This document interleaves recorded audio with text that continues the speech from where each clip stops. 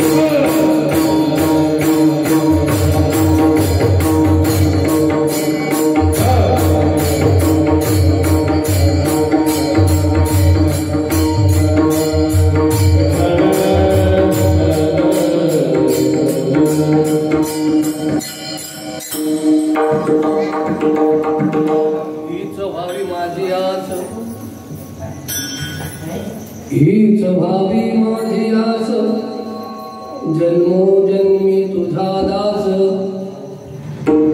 जन्मोजन्मी तुझा दास जन्मोजन्मी तुझा दास पंढरीचा वार करी वारी चुकूने दे हरी संत संग सर्व काळ अखंड प्रेमाचा कल्लोळ पंढरीचा वार करी वारी चुकूने दे हरी चंद्रभागे स्नान तुका मागे चिदान तुका मागे चिदान पंढरीचा वार करी वारी चुकूने दे हरी विठाला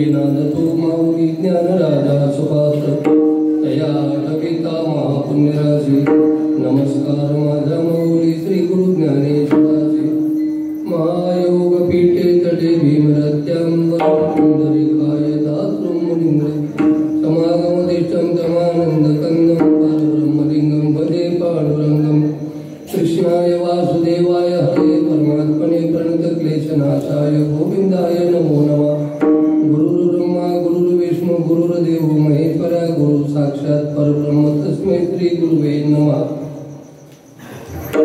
अनंत कोटी ब्रह्मांड नाही, जगतव्यापी परमात्मा, सर्वशक्तिमान परमात्मा, भक्तिप्रिय परमात्मा, प्रेमस्वरूप परमात्मा, अवर्णीय अनंत विनाशी सर्वव्यापी, दुःखितांचं दुःख दूर करणारा परम दयाळू परम कृपाळू करतो नेता करतो शक्ती जरी परमात्मा असले तरी परमात्मा आपली माया लवकर कोणालाही कळू देत नाही. असे सर्व ग्रंथ पंत संत वेदालाही नाही कळला अंतपाल त्याचा कांदा राजा पंढरीचा.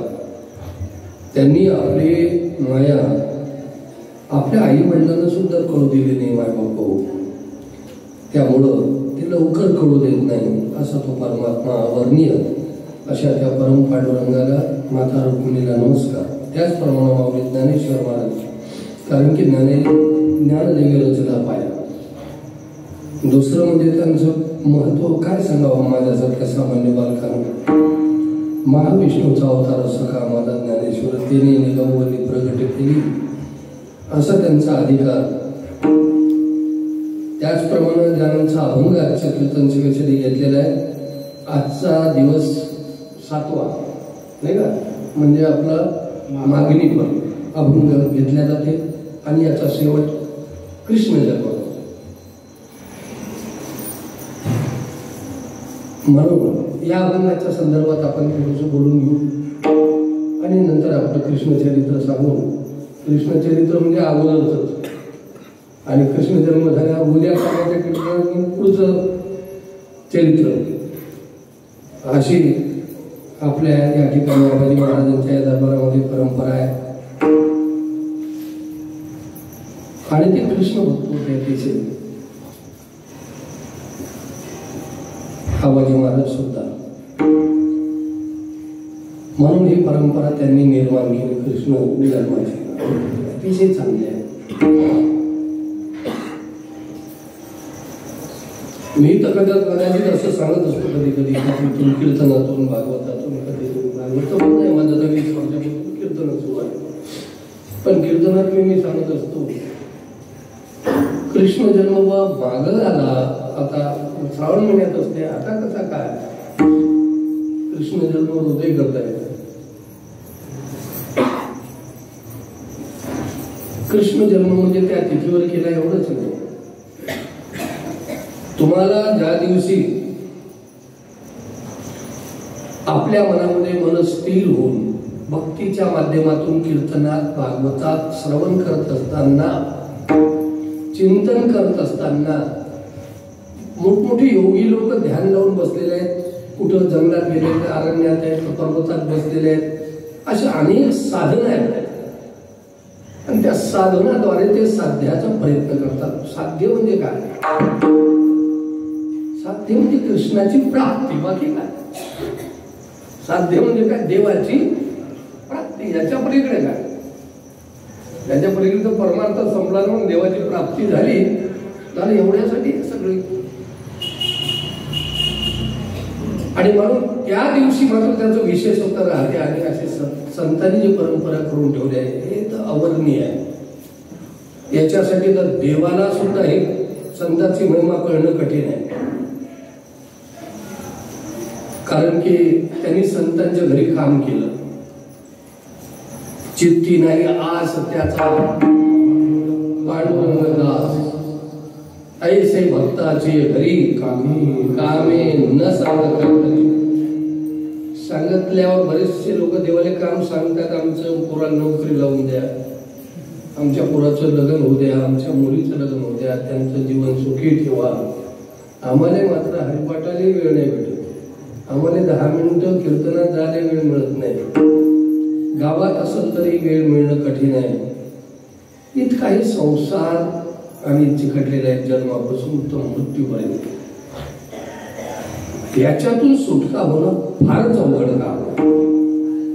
जो तो म्हणतो मला अर्जंट काम आहे, अर्जंट काम आहे, अर्जंट काम आहे. मृत्यू आल्यानंतर काय पुढे अर्जंट कोण ऐकते तुमचं अर्जंट? मृत्यू आल्यानंतर कोण म्हणलं? मृत्यूला काही गॅरंटी नाही, वयाची गॅरंटी नाही. 30व्या वर्षी अटॅक होऊन राहिला, लहान लहान पोराला अटॅक होऊन राहिला, कॅन्सर होऊन राहिला आणि पृथ्वी मारे कुठं मर्यादा नाही, शरभंगुर नाही, बरोबर सगळं सांगितलं. पण ऐकायची कोणाची तयारी आहे? ऐकलं तरी वेळ नाही. असं म्हणूनच थोडं ध्यान, सकाळचा काकडा, हे अनेक साधनं त्यांनी करून ठेवले की याच्यात नाही तर सकाळी झाले, रात्री वेळ नाही भेटला काकड्यात येत जा. काकड्यात नाही जमलं तर संध्याकाळी वावरात तुला हरिपाठात या, हरिपाठात नाही म्हणजे बसला रात्री कीर्तनात या, कीर्तनात जमलं ते भागवतात या. आणि माझं नेहमी सांगणं आहे की भागवत एक भागवत 7 दिवस असं ऐकलं पाहिजे की महाराज येण्याच्या अगोदर येऊन बसणे आणि महाराज गेल्यानंतर जाणे, दर्शनाची गडबड न करणे, महाराजांना काय सांगितलं त्याचं चिंतन करणे, घरी जायपर्यंत श्रवण मनन चिंतन निजध्यास. एकच भागवत त्या माणसाने असं जर ऐकलं ना, पुन्हा त्याला ऐकावं लागेल, ऐका वाटेल. पण कशासाठी? मनुष्य जर पोहणं शिकला तर बार बार शिकवा लागत नाही, शिकायला लागते रोज. एकदा जर पोहणं शिकला पाण्यात तर त्याला पुन्हा रोज जा लागते का शिकायला? नाही. एकदा शिकला की तो पाण्यामध्ये तरतो आणि मग ते त्याला पोहणे. आता पहिले शिकेपर्यंत त्या अभ्यासासाठी तो शिकलो पाहिजे म्हणून पोहते, पण पोहणं झाल्यानंतर, पूर्ण अभ्यास झाल्यानंतर आता ते आनंदासाठी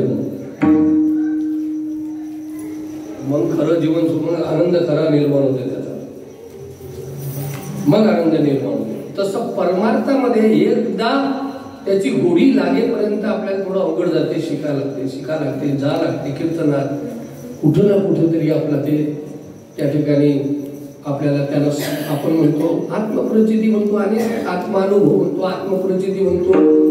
4 प्रकारच्या प्रतिक्रिया सांगितल्या: गुरुप्रचिती, शास्त्रप्रचिती, पोथीतली प्रचिती, समजा शास्त्रप्रचिती, गुरुप्रचिती, आत्मप्रचिती. आता शास्त्रप्रचिती म्हणजे शास्त्रानं सांगितलेल्या गोष्टी ऐकल्या की आपण मानल्या, असं असं ते बोलतो. मी बरेचदा बोललोय, मागं कीर्तनात बोललो, पण ते बरं आहे तुम्ही विसरून जाता फार सांगितलं म्हणजे आम्हाला तेच ते सांगत जाते. किती काही आम्ही काही सांगत बसलो, नवीन विकथा सांगितल्या, तत्वात कधीच बदल पडणार नाही. एक तत्व नाव दृढ तरी किती काही गेला 7 दिवस भागवत तरी सांगत तरी तत्वच राहील त्याच्यात. दुर्योधनानं तत्व सोडलं आणि अर्जुनानं तत्व पकडलं. याच्यापेक्षा काहीच नाही भागवत, एवढंच आहे. धृतराष्ट्रानं तत्व सोडलं आणि विदुरजीनं तत्व धरलं. धरला तो तरला, सोडला तो विठ्ठला.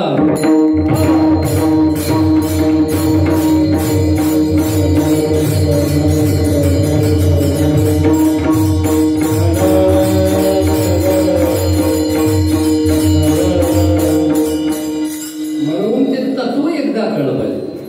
तुला आणखी तुकोजी महाराजांकडे जर गेलो आपण, हम हो पुजारी तत्व के, गुरुदेव के आदेश के, सच प्रेम के, सच नेम के, सत धर्म के, सत कर्म के. आलं याच्यात सगळंच भागवत. ज्ञानोबा रायांच्या एका पसायदानामध्ये जगातले जितके धर्म संप्रदाय असतील त्या सगळ्या पोथ्यांचा सार, हे आपलेच ग्रंथ नाही, हे 4 वेद, 6 शास्त्र, 18 पुराण, याचा सारांश म्हणजे गीता. याचं एक बनवलेलं गीता. आणि गीतेचा सार म्हणलं तर मग ज्ञानेश्वरी माऊली ज्ञानोबा कांगदेव पाशिष्ट आहे, आणखीन काही आहे, अमृतानुभव आहे, काय असतील आणखी बाकीचे पोथे आहेत. त्याचा सार विचार, सारा विचार सगळ्यात हरिपाठ 28 अभंगामध्ये, आणि 28 अभंगाचा सार फक्त एका पसायदानात आहे. पसायदान जर वाचलं, नाथरायांनी ग्रंथ लिहिले, एकनाथी भागवत लिहिलं. तेवढं भागवत सगळ्यांना वाचणं होणार नाही एवढं. पण त्यांनी ते हे जर वाचलंय, काय लिहिलं त्यांनी? नाथरायाने, ज्ञानोबारायाने लिहिलं, ज्ञानोबारायाने लिहिलं पसायत आलं. आणि त्यांनी काय लिहिलं? एकनाथ महाराजांनी, मी त्याचं नाव विसरलो, आठवण सांगतो मी. ते माणसानं कसं वागावं, काय वागावं सगळं आहे. त्यांनी साधूची अवस्था चिरंजीव परत विठाल.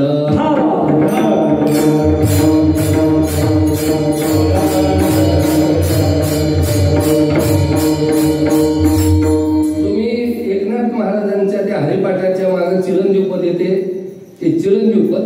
आणि माऊली ज्ञानोबारायाने आपल्या जीवनाचा सार, आपलं तत्व एका फक्त पसायदानात. बरं, ज्ञानोबारायाने सार म्हणजे गीतेचा, गीता म्हणजे जगातल्या सगळ्या ग्रंथाचा सार,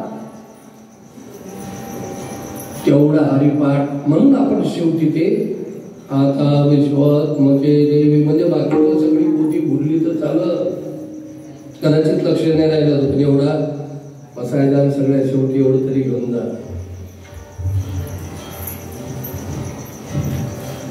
अशा प्रकारे संतांची महिमा आहे, त्या वर्णी आहे. मज पामर आहे काय थोरपण पाहायची मार पायीवरी, आपल्या बळे नाही बोलवत सखा भगवंत वाचा त्याची. त्यामुळं मी नेहमी सांगत असतो, कलियुग खूप खतरनाक आहे, या काळात खूप खतरनाक आहे. आणि मोठमोठ्यावर त्यांनी आपल्या पगडा बसवला. मग बोलता बोलता मी बोललो, मग भागवतात 5 मिनिटं बोललो मी. त्यावेळेस बोललो मी की राजा परीक्षितीचा मेंदू, त्याचा माथा बिघडला होता. माथा कशामुळं? कलियुग त्याच्या टोपामध्ये घुसल्यामुळं. तो टोप त्यांनी आपल्या डोक्यात घेतला. साधा होता का ते? अभिमन्यूचा पोरगा, कृष्णाचा नातू, त्याचा माथा जर कलियुग बिघडवते तर आम्ही मधुकर कुठं? म्हणून या माथ्याला नेहमी चांगल्या ठेवण्यासाठी जो वाचेल गाथा त्याचा या कलियुगात बिघडणार नाही माथा. आणि हे फुकट औषध असल्यामुळे याची किंमत नाही. गाथा ज्यानं वाचला, गाथ्याचं तत्व ज्याला कळालं, त्याचा माथाच बिघडणार नाही. आणि बिघडलेलाही असला त्यानं जर गाथ्याचं तत्व समजून जर घेतलं तर त्याचा माथा जाग्यावर आणण्याची ताकद त्या गाथ्यामध्ये. मला लोक विचारत होते, मला गाथा नाव खाऊन ठेवलं. माझ्याही लक्षात नव्हतं ते, आता मला आठवलं, अरे माथा बिघडते, पुढं मी राहणार नाही कीर्तन करण्यासाठी. याच्यावरून तुकोबारायाचं आणि संतांचं म्हणजे आबाजी महाराज, तुकोबा महाराज, ज्ञानोबा महाराज यांचं तत्व, यांचं हृदय, यांचं प्रेम तुमच्या आमच्याविषयी किती होतं. आणि ते जर आमच्यावर एवढं प्रेम करतात, आम्ही त्यांच्यावर किती प्रेम करायला पाहिजे हे समजून घेणं, याचं नाव कीर्तन.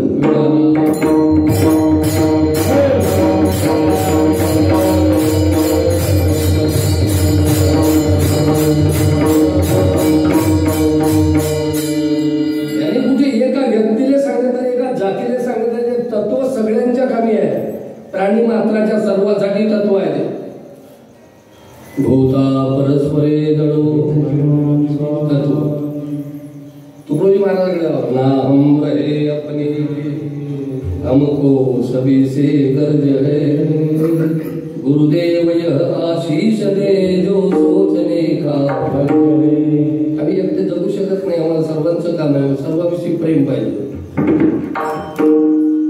आणि त्यांची दृष्टी किती विशाल होती. सर्व घटी राम आधी, त्यांनी कधी भेदच केला नाही. म्हणून ते संत. आणि देवाला तिथं नमावं लागलं, संतांच्या घरी काम करावं लागलं. त्याचं कारणच आहे, देव म्हणतात हे काम आम्हाला जमत नाही. माझी सरळ माझा नियम आहे की 84 योनीमध्ये जर त्या मनुष्य जन्मानंतर त्याला मी एक योग आणून दिलेला आहे. दुर्लभम मनुष्य देह नाम शन मधुरा. मी त्याला योग प्राप्त करून दिला की या जन्मात जर कदाचित तो मला पाहू शकला नाही, मला ओळखू शकला नाही, त्याला स्वतःच्या या जन्ममरणाच्या बंधनातून तो मुक्त होऊ शकला नाही, तर मात्र त्याला पुनरपी जन्म पुनरपी मरण पुनरपी दुःख भोगावं लागेल. परंतु तो जर जो मध्ये होय अनन्य शरण त्याचे चुकवीन मी जन्म आणि मला जर तो अनन्य शरण आला. कशामुळे जातं शरण? लोक म्हणते म्हणून, लोक चाला म्हणते म्हणून नाही. नाही, आम्ही त्याचा अनुभव घेऊन पाहता. तुका म्हणे चाकून सांगे. तुकोबरा म्हणता तुम्ही पहिले खाऊन पहा, तुम्ही पहिले विचार करा, गडबड नाही करणार आम्ही तुम्हाला मानकरी व्हा म्हणून. तुमच्या मनानं पण विचार तेरवीच्या अगोदर करला. विचार तेरवीच्या अगोदर करला का विठाला.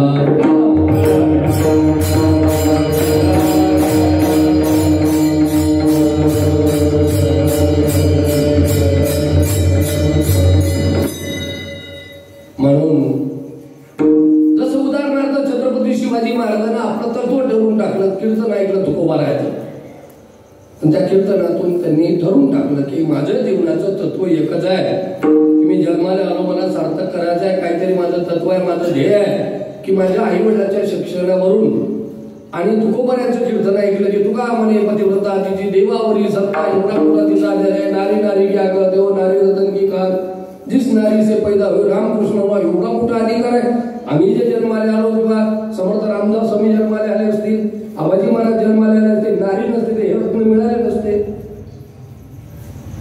मग जसं यांचे उपकार आपण मानतो, मारुती गायचे उपकार आहेत, अंजनी माता, रामाचे उपकार आहेत, कौशल्या माता, कृष्णाचे उपकार आहेत, यशोदा मैया, देवकी माता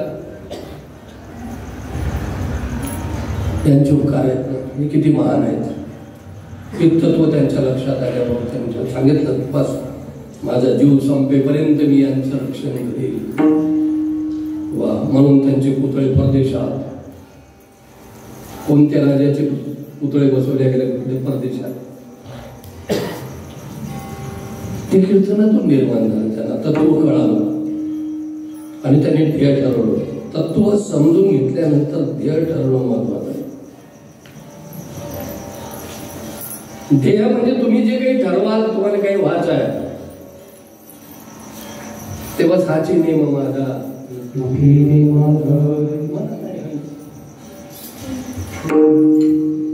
हाची नेम